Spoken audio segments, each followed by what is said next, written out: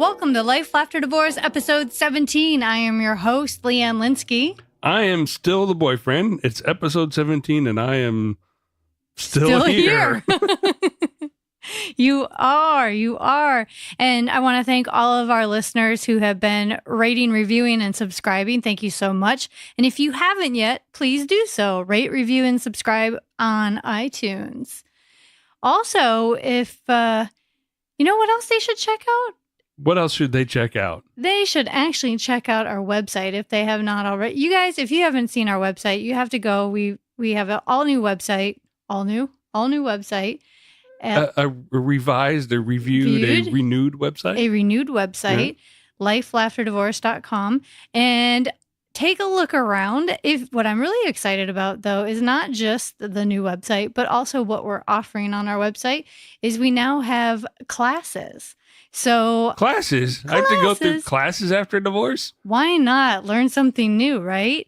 But these aren't just any classes about divorce or anything. These are improv classes specifically designed for divorcees. And I like to call it Divorce Prov. Wow. Yes. Very nice. Thank you. So yeah, if you want to take a Divorce Prov class, you're saying, wait a minute, why would I want to take this?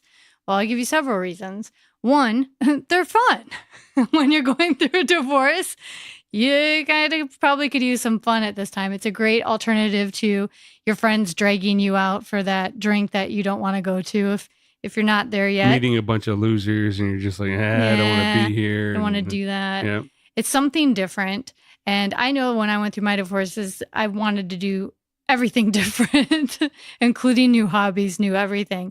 So if you're into that, great. Another good reason you want to go to is improv technique actually helps communication skills and negotiating, talking, conversing, having more interesting conversations. Like I can use this at work? You could use this at work. Actually, I have done corporate workshops before. Really? Yeah. Well, that's you teaching them, but me as a person who takes them, it would help me better at my work. Absolutely.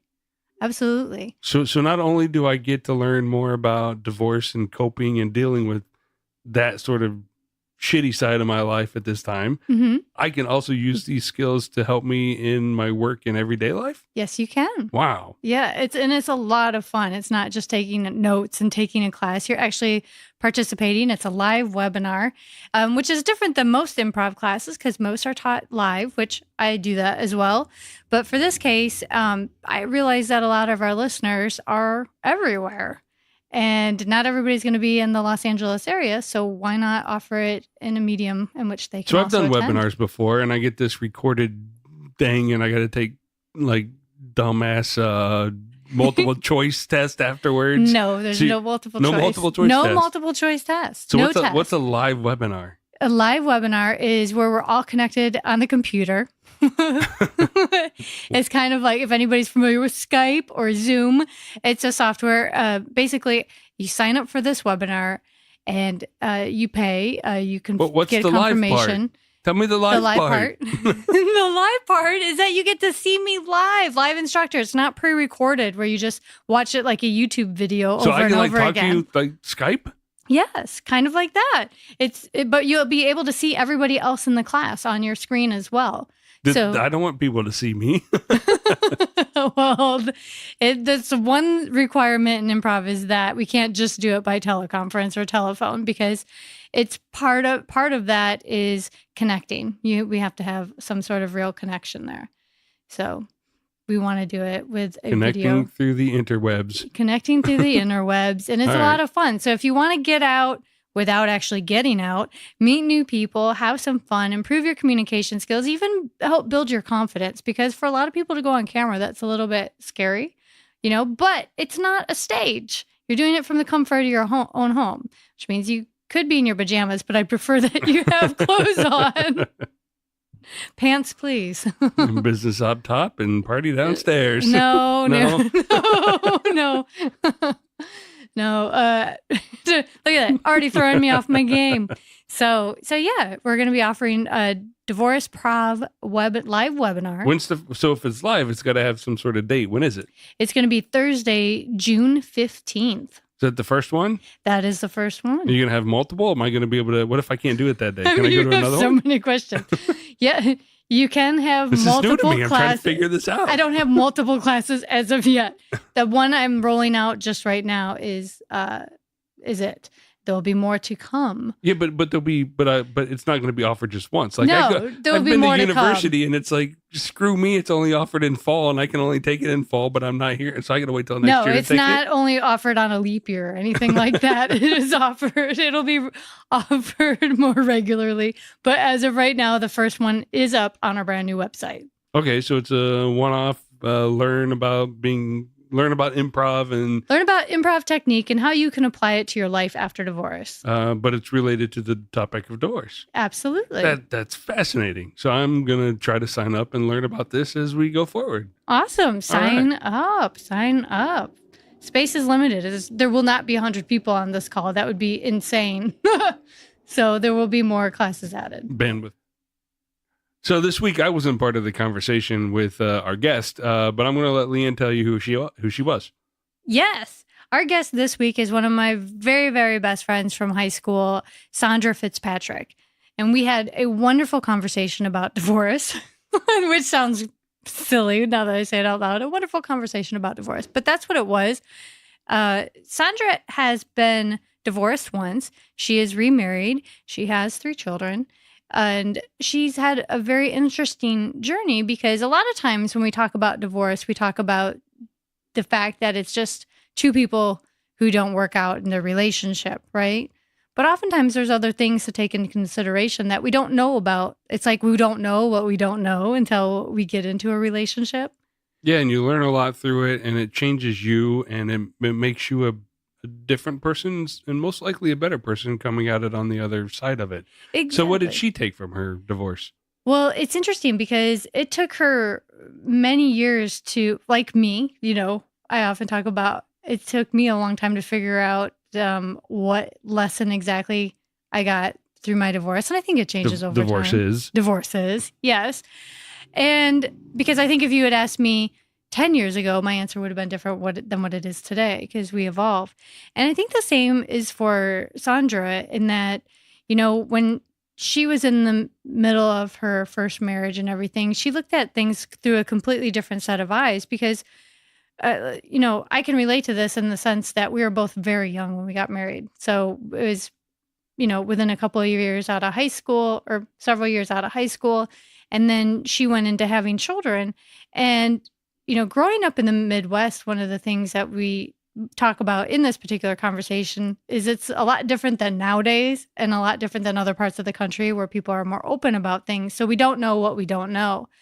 But the beautiful thing about it is we look at our lives now and what we're doing. And like, I'm creating this life after divorce and helping other people who've been through similar circumstances. She's also looking back at her own experience through divorce. And yet hers, like each person has their own individual experience. She's walking away with a completely different lesson and what she's learning and applying it to her life now and starting something completely brand new so she can also help others. And I think that's interesting because just a couple episodes ago, we talked to Tiffany Beverlin, who also, after her divorce, turned around and changed her life and her purpose in life to do something completely different, to also help people who've gone through a divorce, but again, coming from the angle of her own experience and how she could help. So it's fascinating to me of what she's been able to do with her life and how she's been able to turn it around and be able to give back in her own unique way, which is impressive. Yeah, I agree. And every time I talk to her, I'm so happy to hear what she's working on and what she's doing, because I remember I've known her for so long and I've seen her go through this experience. And it's really cool to see where she is now versus where she was, 10, 15, even years ago. So, well, here we go. I think it's time. Let's let our guest tell her own story. Ladies and gentlemen, Mrs. Saundra Fitzpatrick. Without further ado.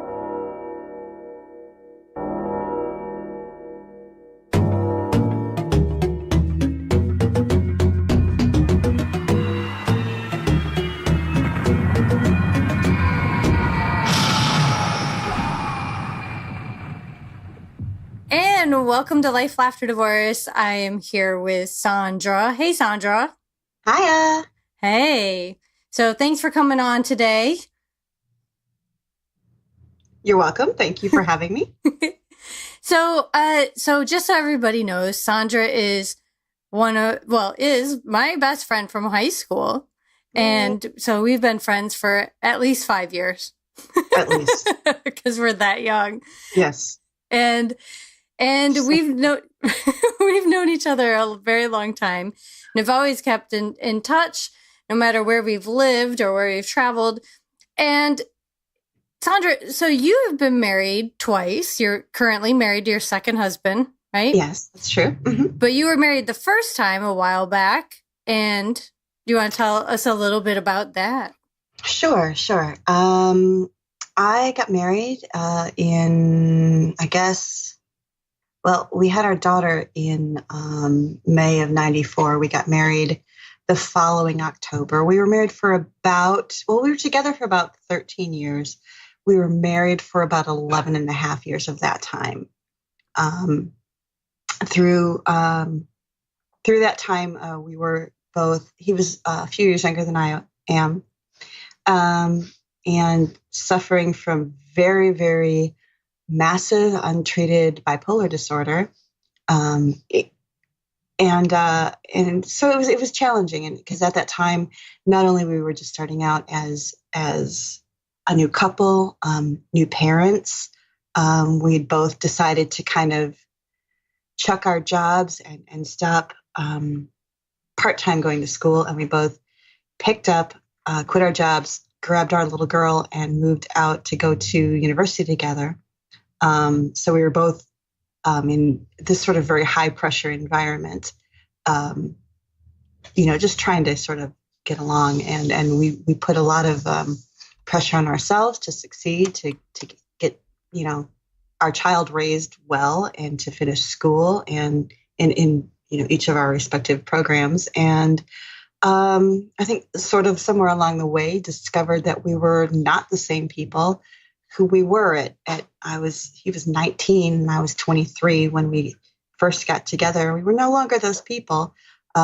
He was dealing with diagnosed bipolar disorder. I was dealing with what I would later find out was massive depression and anxiety, but at the time didn't really focus on. And, all of these variables that came through, when we got to a point where we weren't struggling anymore all the time, we realized that we were very, very different people. So it was a challenge. And so we split up after our second child was born, shortly after. Shortly after, I had not only finished my bachelor's degree and he'd finished his bachelor's degree, and then I had finished my master's degree. And then we just, that's when we kind of decided, I think I decided that this wasn't for me anymore, and this is not who I was. And I'd lost a lot of myself in that point. So that's sort of like the highlights of what happened there. So. Right. Well, when you guys first met, did you know at the time that he was suffering from bipolar disorder? I didn't at first. It came out, I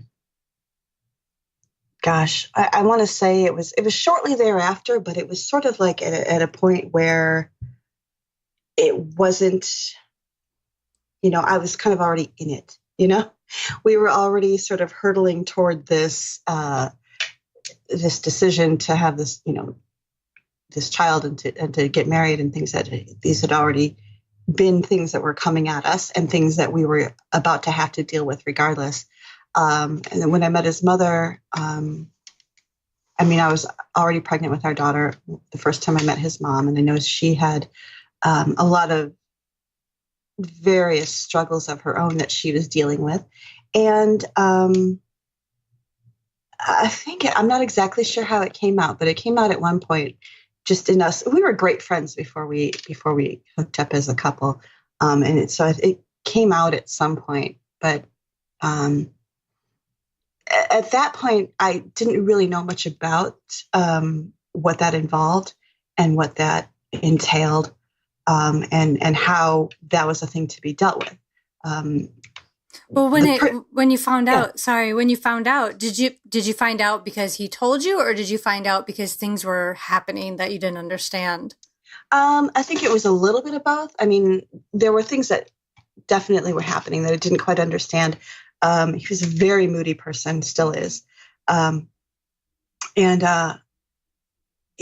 he would kind of lash out at me sometimes, and it would just be like a completely different person.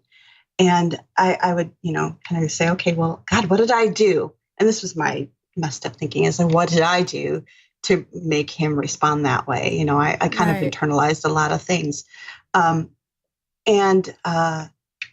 So it came out in passing. Well, he told me that he had been hospitalized when he was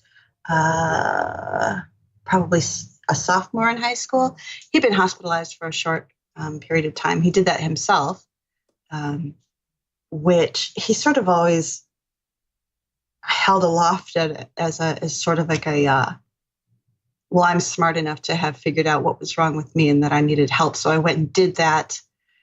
He was hospitalized. He was medicated for a while, and decided himself that he was cured.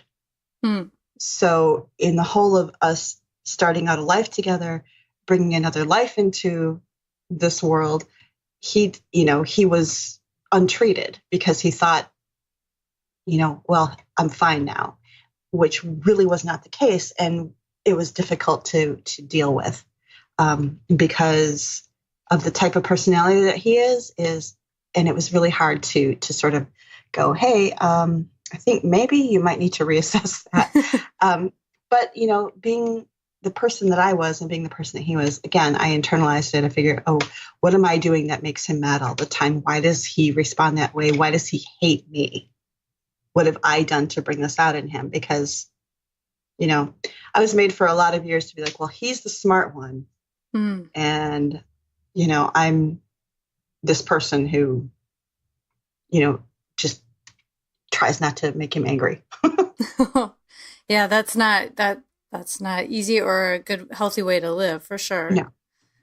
So you guys went through a lot of different things, obviously, as your marriage progressed, right? And you had children together and everything. And how could you see how this would affect not just you, but even your kids as you were raising kids together? Definitely. It was really important to me. And again, the person I was struggling with what I now know as depression, then I just thought I was, terrible for thinking things, for not, thinking on my own, for not agreeing to whatever, not, being, what's wrong with me that he's so angry? What's wrong with me that, and it started long about when, we've been married for about 6 years, when I kind of, in mostly speaking with my sister, my oldest sister, having a lot of conversations with her about where I was and having a lot of thoughts about my place in our marriage and my place in our relationship altogether. I'd already had a daughter who was, 6 at the time. And I went out to go visit my sister for about a month. She lives in New Hampshire. And I went out there for about a month to stay with her and kind of got my brain together away from his influence to a point where, I thought, I am not the person that I was when we got married. I miss that person. I know she's still in there somewhere. This is not how I think I should be treated. This is definitely not how I want my daughter to be treated. When she grows up and gets into a relationship of her own, I don't want her to think that this is an okay thing to happen to her. So at that point, he and I did a lot of talking, where he actually listened this time. And, when I got back, I was pretty much prepared to split up. He convinced me, like he frequently did, and he was a much stronger personality still than I was at the time, convinced me to let's work on this. Let's let's try to reconcile. I'll be like this person. I'll be this person who listens to you. I will do everything right if you just, give me another chance or whatever. So we did reconcile. And my son was born. And after that, I went to, I finished my undergraduate, and then I started graduate school. So again, it was like another whole chapter. Well, I don't really want to throw this other upheaval into it. So let's stay together. Let's try to, keep on supporting each other in that way. And we supported each other great for that period of time, but it was just, emotionally, that was not the case. And it just got to be more and more that, apparent to me that our relationship was very unhealthy. And not only did I not want my daughter to think that she should be treated that way, I didn't want my son to think it was okay to treat people that way. So I think I had a lot more confidence in myself once I got, my degrees, and I was doing well in school, and getting great grades. And I sort of got more confidence in myself to finally kind of go, this is not okay. I am not okay. We are not okay. Our kids are not going to be okay if we stay on this path, because I don't want this cycle to repeat anymore. So, I finally was able to kind of go, hey, I'm not nothing. I'm not stupid. I'm not worthless. I am not helpless anymore. This needs to stop. We are not good together. I don't want my kids to grow up like this anymore. We're done. So that's kind of, the kids were a huge part of it as they started to get more cognizant of what our relationship was.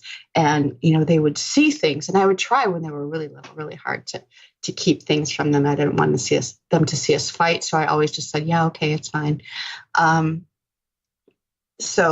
But they were starting to get, kids are smart. And so they started to really, see what was going on between us. And that was really not okay. I did not want, I think they were a big push for me to say, this is not okay for them to see. We have to get out of this.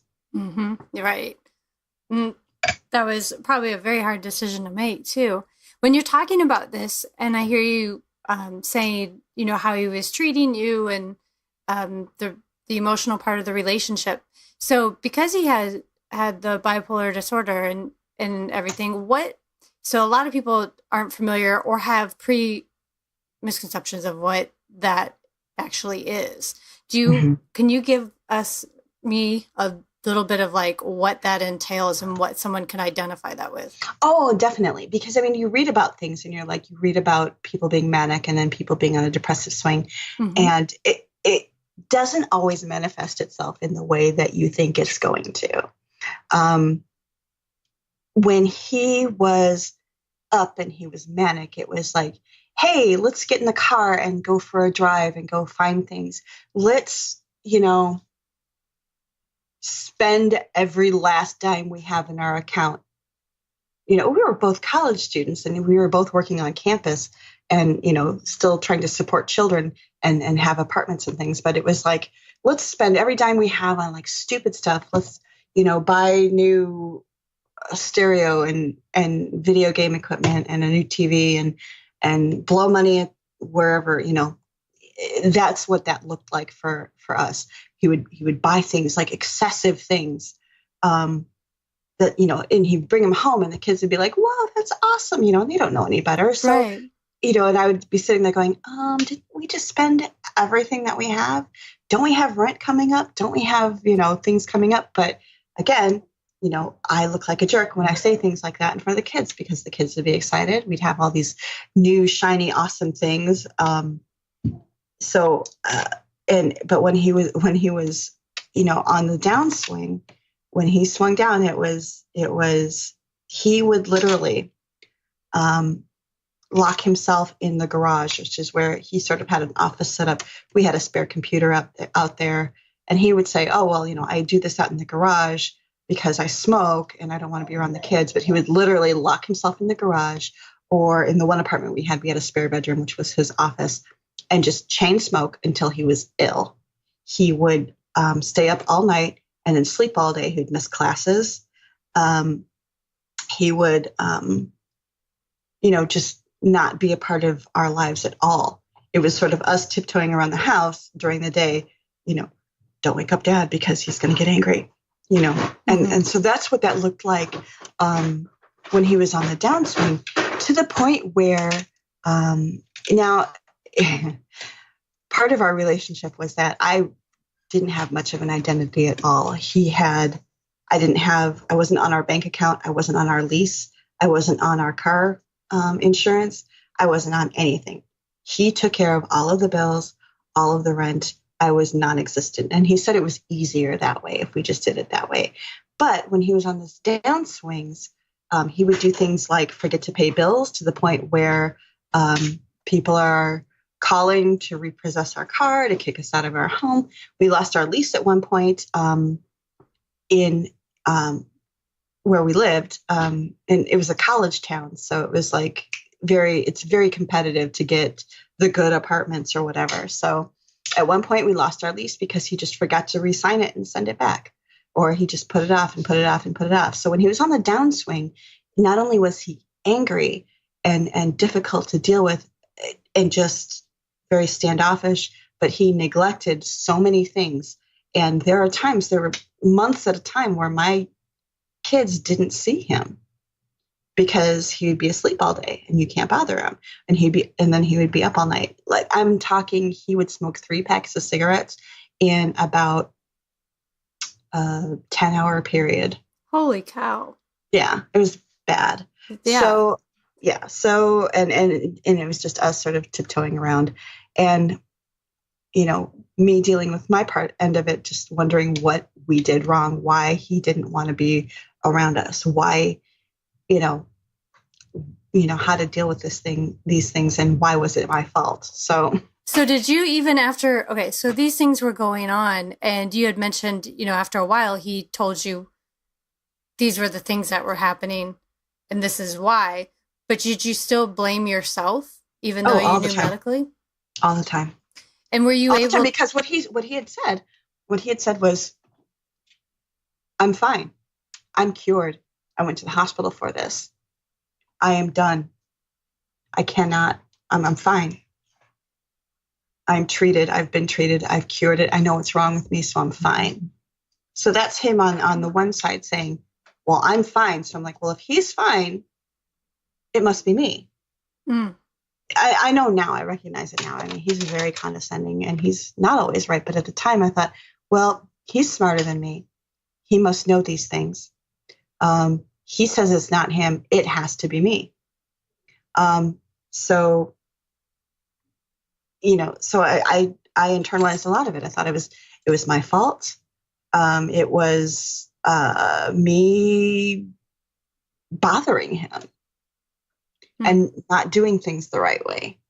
And that if I could only be stronger, if I could be a better person, if I could do everything on my own so that we didn't have to bother him, then he'd be fine. He'd be in a better mood. It was to the point where, like I said, he was sleeping all the time during the day. He was missing his classes. He was jeopardizing his grades, his job. He ended up getting kicked out of the master's program in his field because he kept, missing classes. And that was my fault. So yeah. And I didn't know enough about myself. I didn't have enough confidence in myself to say, no, it's not. I'm doing what I'm doing. Nowadays, yes, I'm at that point. It took a long time to get here, but now it'd be like, this is not on me. Right. It's not my fault, but at the time, what I was going through, and being isolated. We moved to a new town where I didn't know anyone to finish school. We moved to a college town. I didn't have friends there. I was older than most of the students. I had a child, and not a lot of college students have that going on, I guess. Not where we lived anyway. So it was a lot of isolationism on my part too, where I didn't have support. I didn't have somebody saying, you know what, I think maybe he's wrong and this isn't all on you. So right. And your family was far away. And did you find eventually, how did you you finally obviously had the courage to leave and had the determination to go away and stay away. But did you find a different support system somehow, or did that come through yourself? I think a little bit of both. I mean, say what you want about the internet. I was finally, once like things really kind of moved along in that area, and I came into contact with a lot of my previous friends, you included, who were like, hey, how are you in this? And I think, it kind of reminded me of the person that I was, and the strength that I used to have as a person. But a lot of it was myself as well. When I went away to school, I'm like, I kind of just did it because he was doing it. If he's going to school, I should go too. I think when we moved out there, I was waitressing and just, having like part-time jobs like that because I had a child to take care of, and just not feeling like I was going to get anywhere in life. It's like, okay, yeah, I can, I do pretty well at waitressing, and that's, it's a great job to have. But, I knew that it was going to be difficult. But so, I kind of just went to college because he was going, and, if he's going to go, I should go too. So it was sort of like a trial and everything. It was like, well, let's see what what I can get as far as grants and things and money. And I started to do well in school. In a way that I never did before. I mean, even in high school, I was kind of just, middle ground. But going away to school, being like, okay, well, I have to be away from my child in order to attend classes.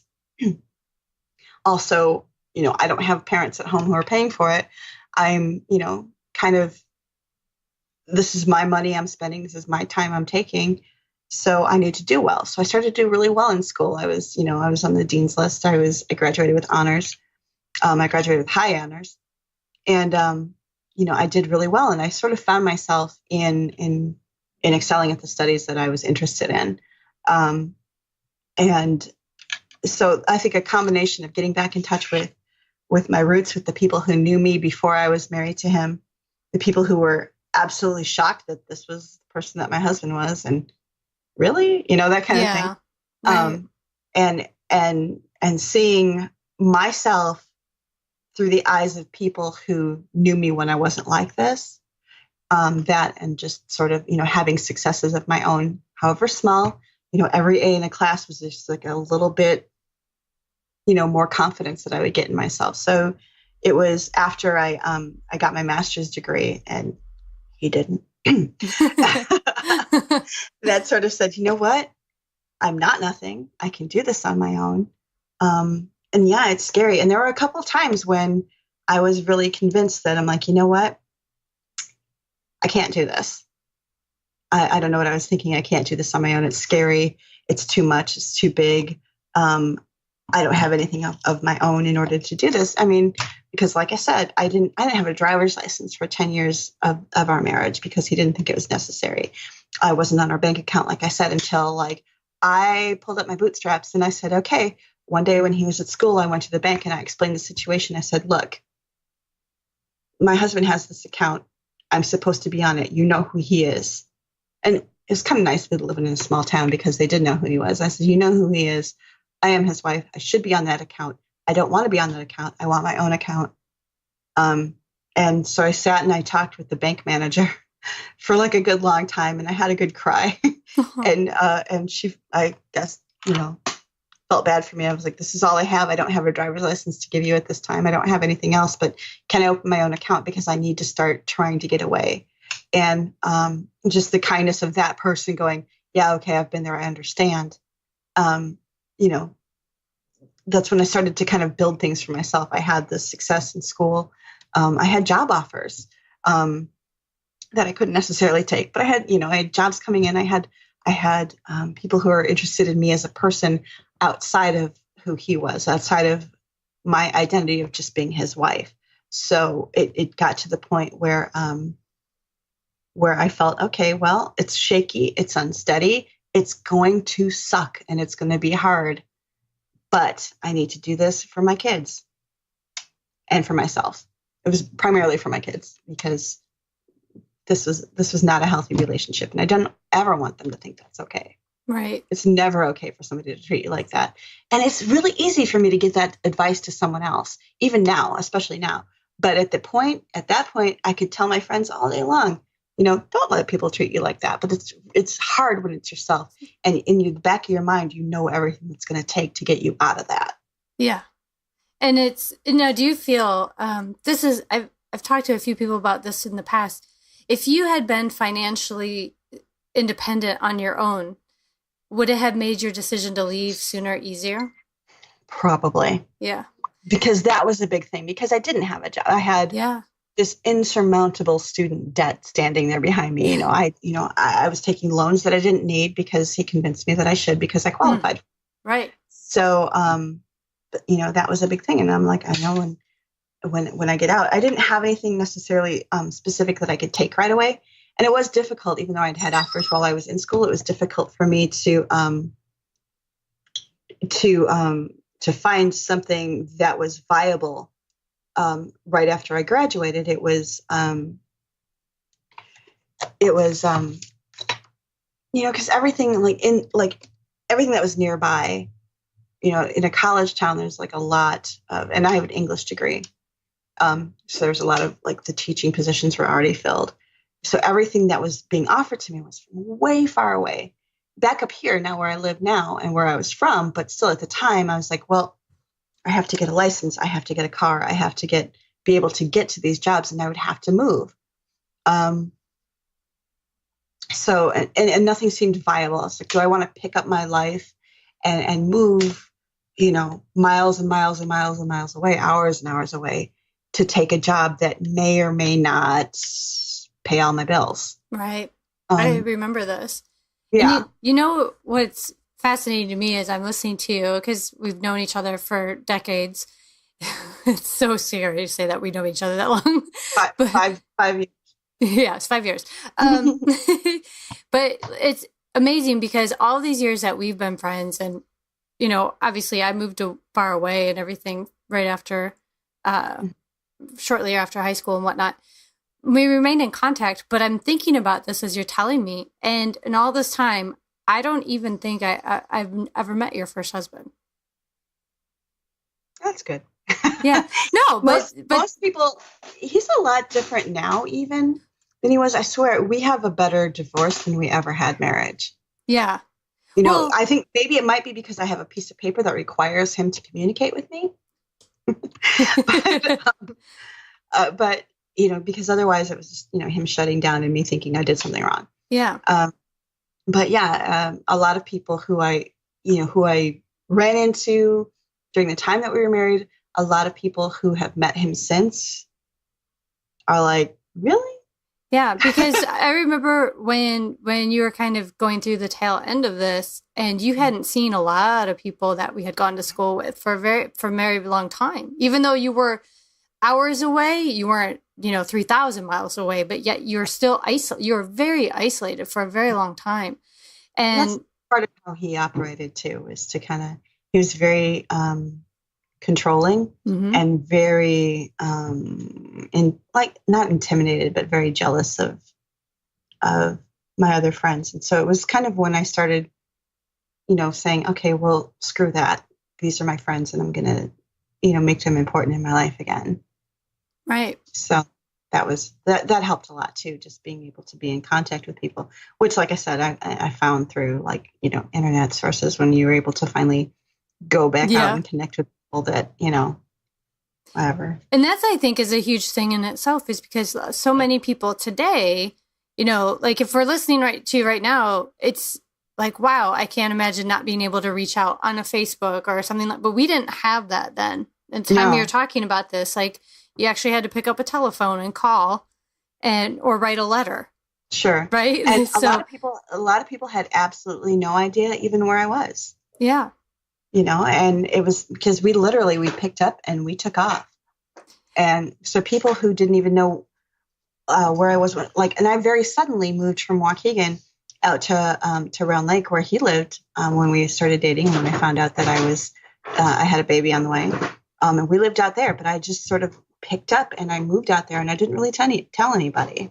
Yeah. So the few people that did come in contact with me between, the time that I lived in Waukegan and the time that I had moved, had tracked down, my parents, or tracked down my, one of my sisters or my brother. And, and so, yeah, it was really weird. So it wasn't like it is now, how easy it is to find people and to communicate and to reconnect. So it was really like I was picked up and whisked away, like people just disappear, And you did. You disappeared. I remember when you first had your daughter, and then I don't think it was until much later that you were back Sure. around. You were actually visible to everybody again, and that's interesting because when we think about a lot of people that we haven't seen for a long time, we're like, oh, they must be doing well,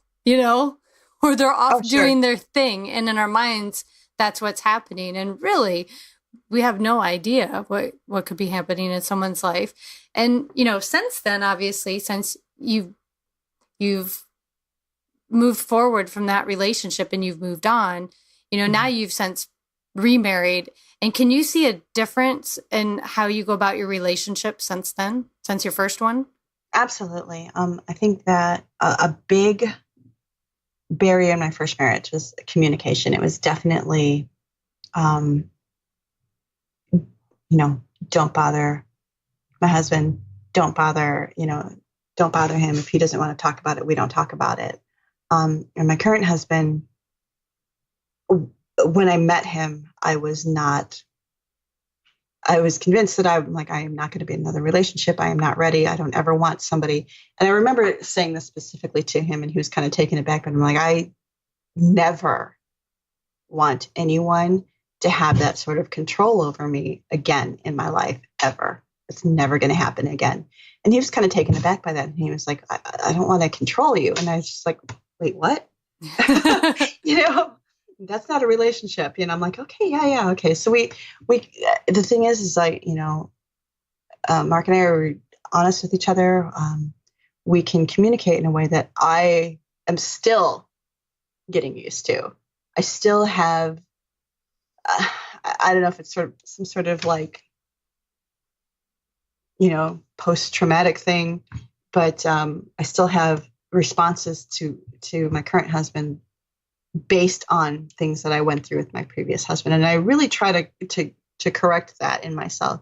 Like, oh my gosh. And I'll be like, oh gosh, you know what? I spent too much money on groceries. He's going to kill me. And that is leftover thinking from my previous marriage, because my current husband would be like, okay, well, he's much more open to, okay, well, let's sit down and see what our budget is and see, what you did. You didn't spend it on frivolous things. You like spent it on, food for the next 2 weeks, and, right. And we're going to be fine.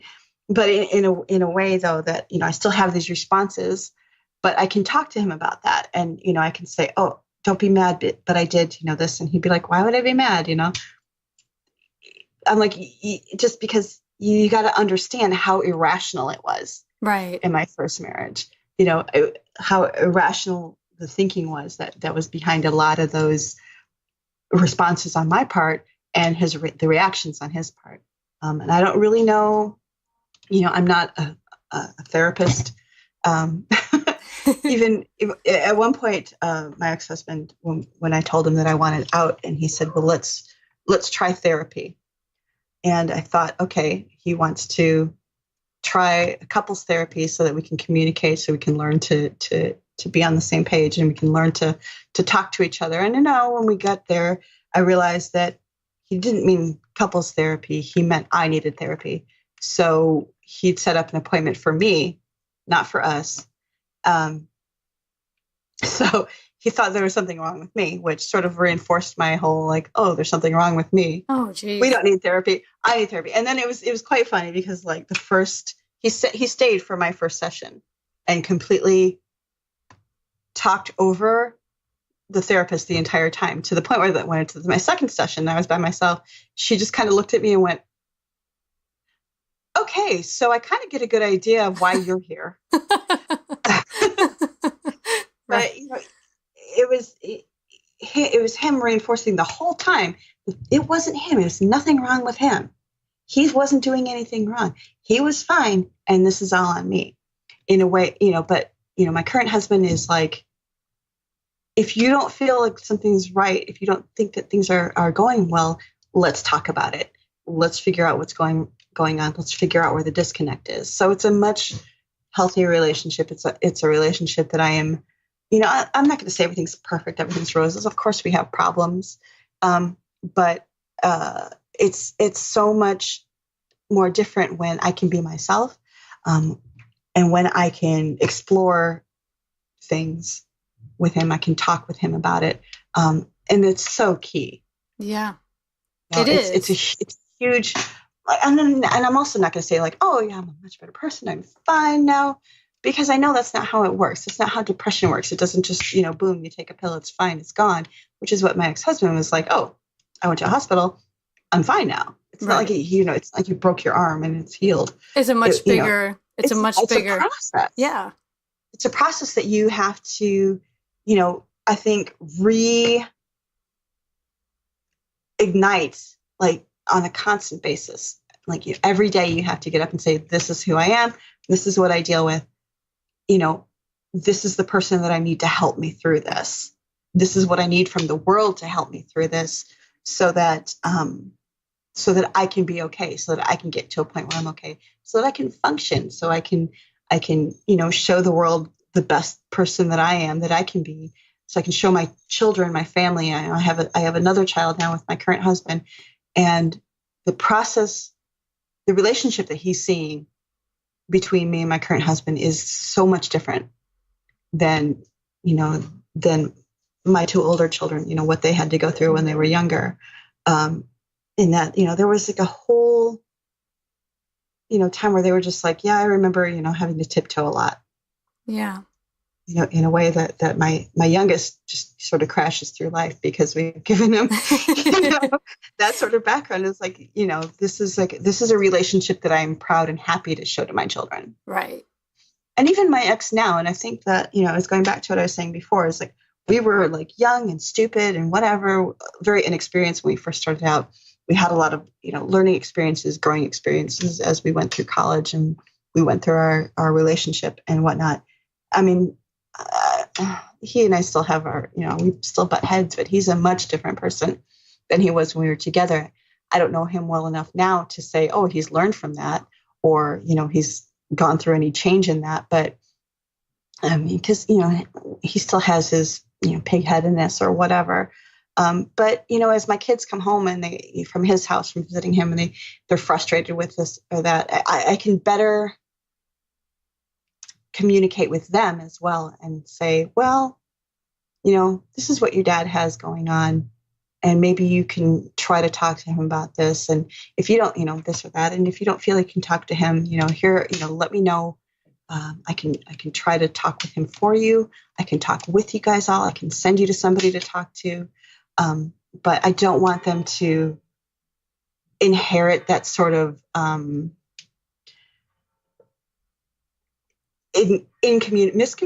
in communication, the lack of communication that right. He has. I wanted them to know that they can keep coming to me if they don't feel like they can come to him. But that communication is important, and not to block that off, and not to cut off who they are, and to always be themselves around him, regardless of how he reacts to it, because he's, just because he's the way he is, and he can't help that. And I don't want that to affect them like it used to affect me. Yeah. Looking back, I mean, now you have a way to communicate with your kids. You have a different way of communicating in the current relationship. And now as you look back on what you've learned, is there anything you would have done different? Oh God, I would have done everything different. Like if there was, let's say, okay, one thing then, like what was the first thing? I think the biggest, and I don't know that it would have worked, but I would have tried really, really hard to convince him to continue to get help. I think that, back then we're talking, early 90s when he and I were together. So I think even now the the stigma of mental health is a little bit not as prevalent. I mean, it's more of an open discussion now than it ever used to be. People are opening up about things a lot more than they ever used to.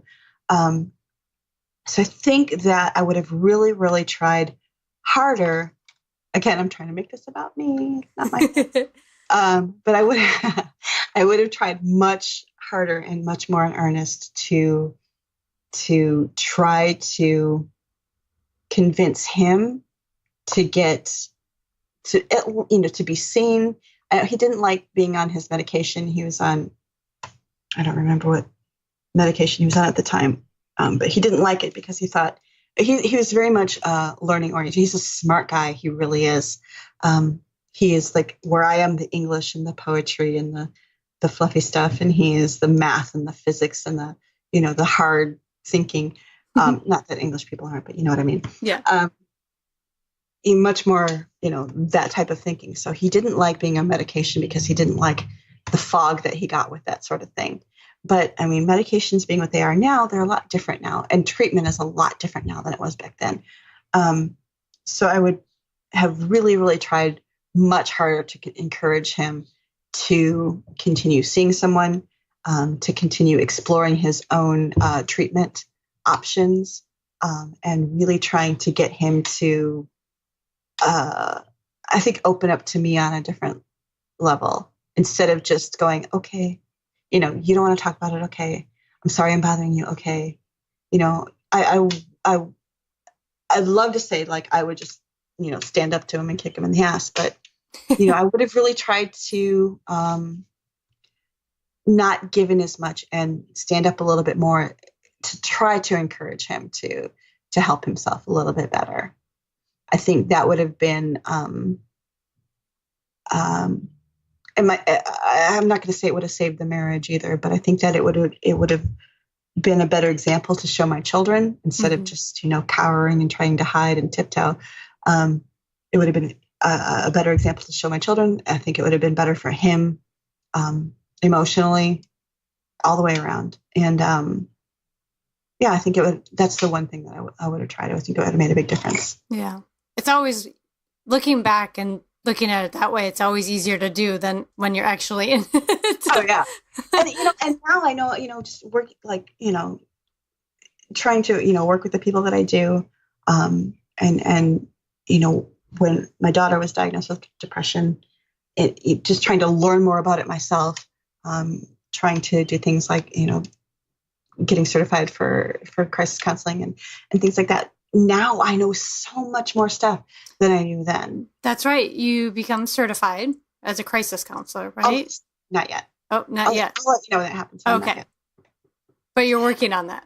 I am working on that. And I do spend a lot of time with people who, just sort of as a support group.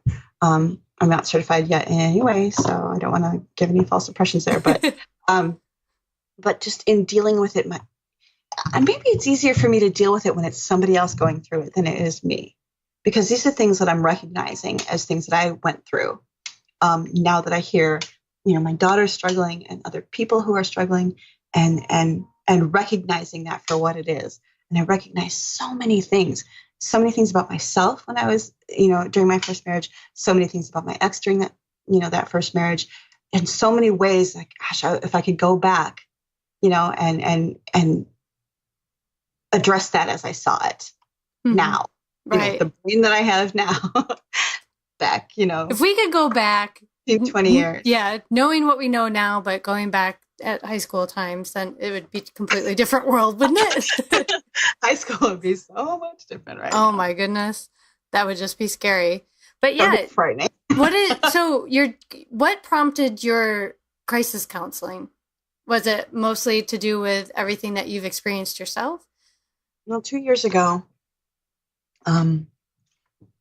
just over 2 years ago, my daughter was dealing with some stuff. I took her to see a doctor. She was diagnosed with depression, and the doctor that I have isn't at the time is not great, I don't think.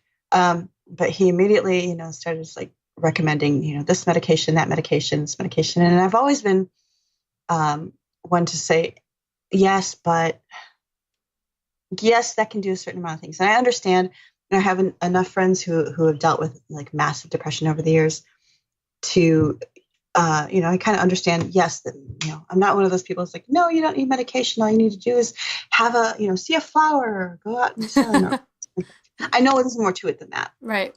But, at the time, he's like, well, here, I have my 20-year-old little girl, and it's like, here's your, here, she needs to be on this medication. I think, okay, yeah, but what else can I be doing as a parent? What else should I be doing to help with this? So, whenever I had some spare time, I would be online and looking, and I work in the pharmaceutical industry too. So I had worked on a couple of different types of studies that had, like clinical studies for different medications. So I like to research and gather knowledge, and, I found, a couple of different groups, online who were sort of like, just discussing different types of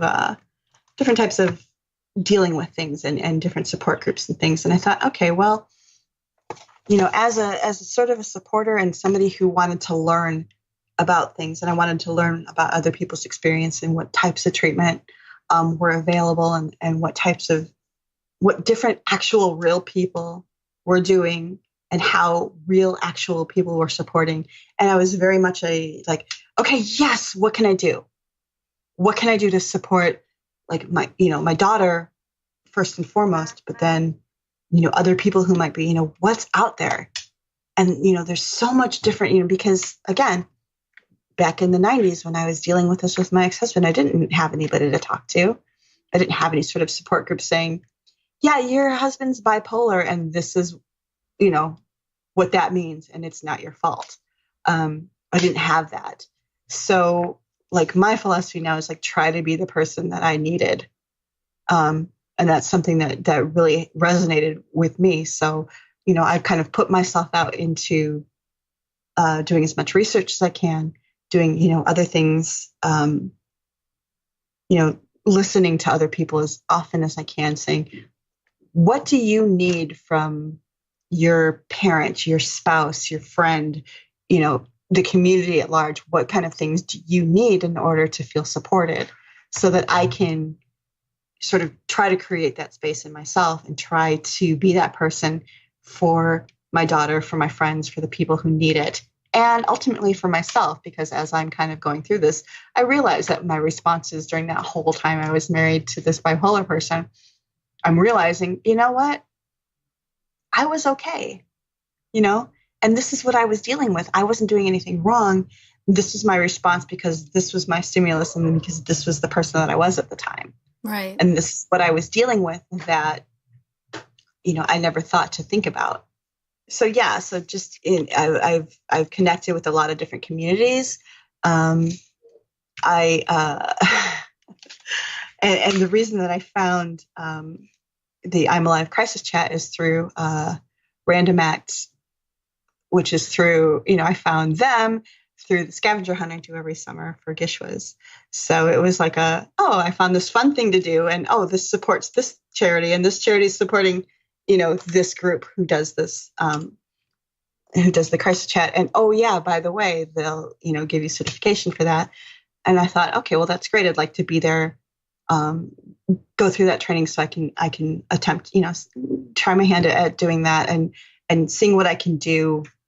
It helps me to, to connect in this way, and to put that out there.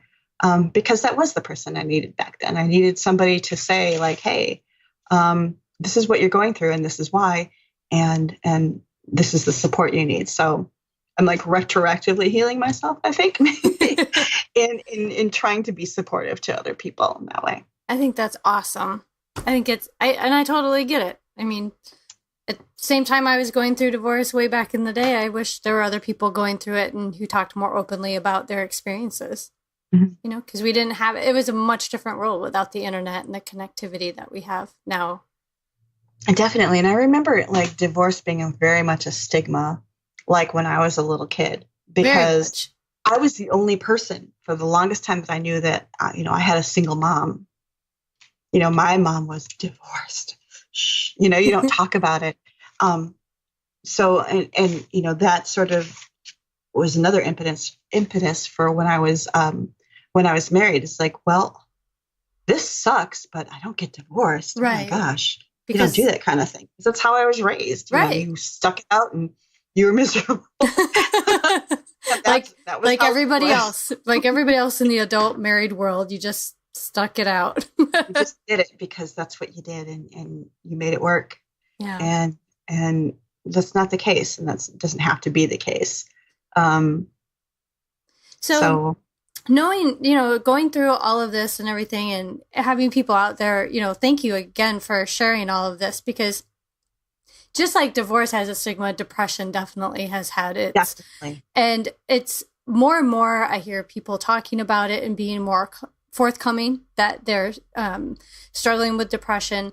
And I know so many people, especially after living in New York, so many people. I mean, if you're not, I live in the Midwest still, we don't talk about it. Right? There is a big difference, I think. And especially because I grew up in the Midwest, like with you, and living in Vegas for so many years and then in New York. But in New York, that's where, I think everybody had a therapist except myself. And that, eventually, live in New York long enough, you're going to need one. But divorced or not. But it's not something that people would ever talk about. And each time I talk to somebody else who has experience with depression or has depression, it's still not, it's just not your casual conversation. And for as prominent as it is, we should be talking about this.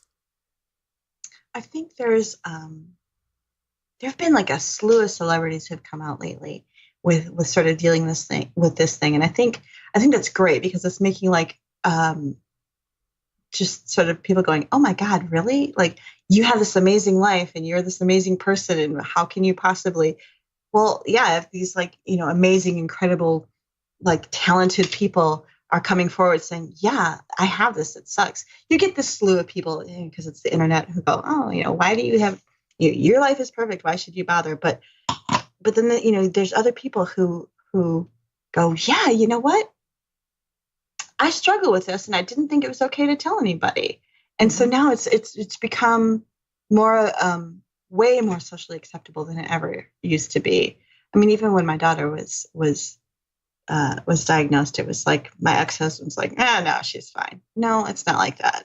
I'm like, there's definitely, there's a history of it in the family for sure. Right. And, why is it so, outside the realm of possibility that this could happen? Oh, she's had a good life, she's fine. It's like, there's more to it than that.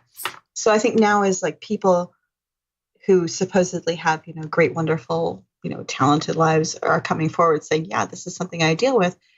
I think it's, it's helping a lot of people to go look beyond the, why are you depressed kind of thing, and go, okay, well, what motivates that? Where does that come from? If somebody who, for all intents and purposes should be happy is dealing with depression, there's got to be more to it than that. So I think it's becoming a way more accepted thing to talk about, and definitely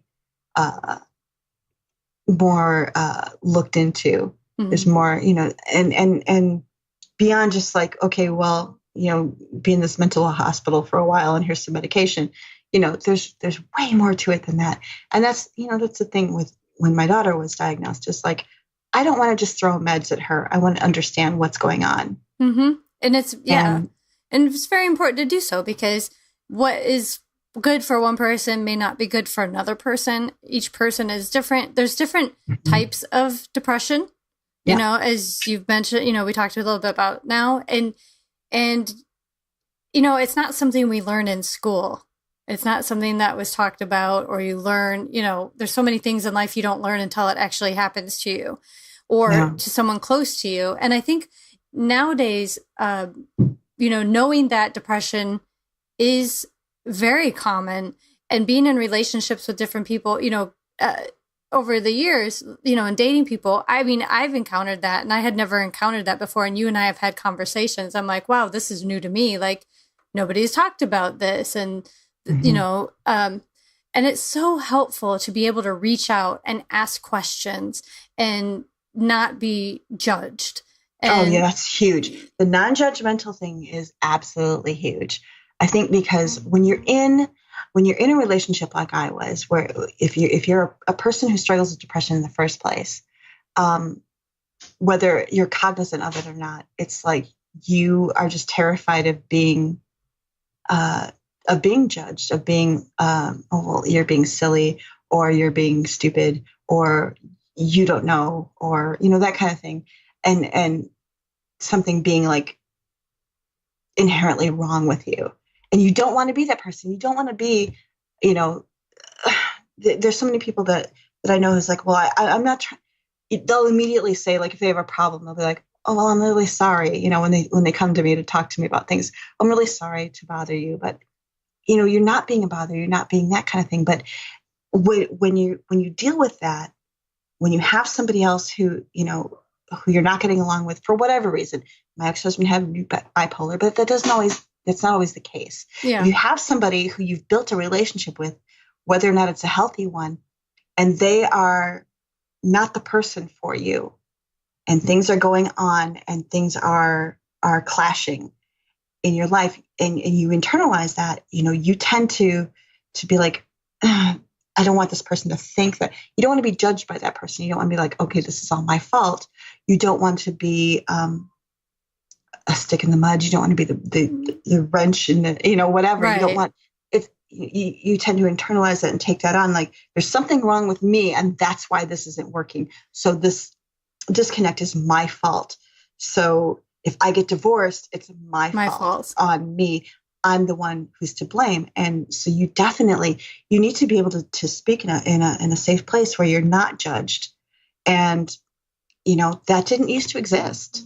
No, you're absolutely right. It wasn't, you know, things weren't just open and honest communication. Things were very hidden, talked in, and half truths, so not the full truth. When you devolve, you know, like you have the conversations with, you have the friends where you tell some of the things, and you have the other friends that you tell the other part of the things, but no friend knows all of it. You know, because my God, what if somebody actually knew the truth? And, and it shouldn't have to be that way. And relationships are hard enough. And if you have something else coming into play, you know, like depression, that's bigger than one person. That takes a lot of people to come together for an understanding and at least for support, if not understanding and acceptance, and being able to accept it and learning and being educated about it. And I just don't think there's enough out there yet. And so many relationships and so many divorces happening, you know, when you think back, how many of them could be attributed to, you know, one's emotional state. And different things because they didn't have help or they couldn't reach out and they couldn't understand one another. So this is extremely helpful. And, you know, I know for people listening, you know, they might be in a relationship or something where they're wondering, where can I get more information? Do you have any suggestions of like the best place to look or at least to start? And we can put those in the show notes too. Sure. Cool. Well, this has been awesome. And I really appreciate this, that you could sit and share all of, you know, your personal experience and everything, because it's also different. You know, when we first talked and you're like, well, I'm not an expert, but you are, in the sense that you have firsthand knowledge that a lot of us don't. And it's one thing to hear a therapist or something talk about bipolar disorder or talk about depression or different types, or to read it online, but to actually hear what somebody felt and what they experienced and some of the other red flags and, you know, how you worked your way out of it and what your thought process is completely different than, you know, textbook information.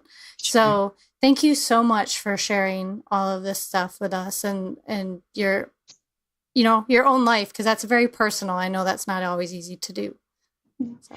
Yeah. You know, if nothing else, I mean, I'd like to definitely just put out there that, you know, it doesn't have to be horrible. You know, you people are meant for a little bit more than just sort of getting into things because, or staying in a marriage that they're not happy in because they don't know how to get out, and that's, people, they're supposed to be happy, marriage is supposed to be a good thing. So yes, it is. If nothing else, if it's something that I can deal with, it's something that can be dealt with. So there's support out there. There are people, if anybody takes anything from my experiences, that, there's support out there for you.